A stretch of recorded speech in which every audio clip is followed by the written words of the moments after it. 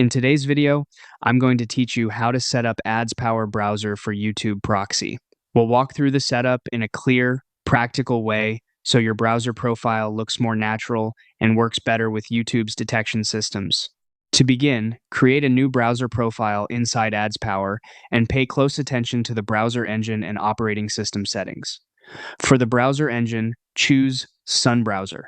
This engine is designed for strong compatibility and helps reduce suspicious activity flags, which is especially important when you're working with YouTube. For the operating system, select either Windows or Mac OS, depending on the type of standard desktop viewer behavior you want to match. The goal here is to make the profile look like a normal desktop user from the start. Next, move down to the proxy section and configure your YouTube proxy. YouTube is very aggressive about filtering low-quality data center proxies, and that often leads to repeated CAPTCHAs or even lower video playback quality. If you're managing accounts, static residential, also known as ISP proxies, are usually the better choice.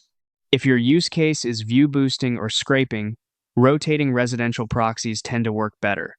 In the proxy section, select Custom, then choose your proxy protocol.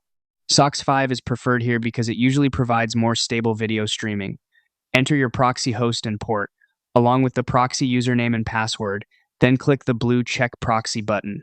Make sure the connection passes and that the detected country and city match your target location. After that, go to Advanced Settings to align the browser fingerprint with the proxy location. Set the time zone to based on IP, so your browser clock matches where the proxy appears to be. Set language to based on IP as well. For WebRTC, choose Forward or Replace. Don't leave WebRTC on block, because a fully blocked WebRTC setting can appear unnatural to Google's security systems. Finally, turn on Canvas, WebGL, and audio noise to give the browser a more unique and realistic hardware identity. Once everything is set, click OK to save the profile.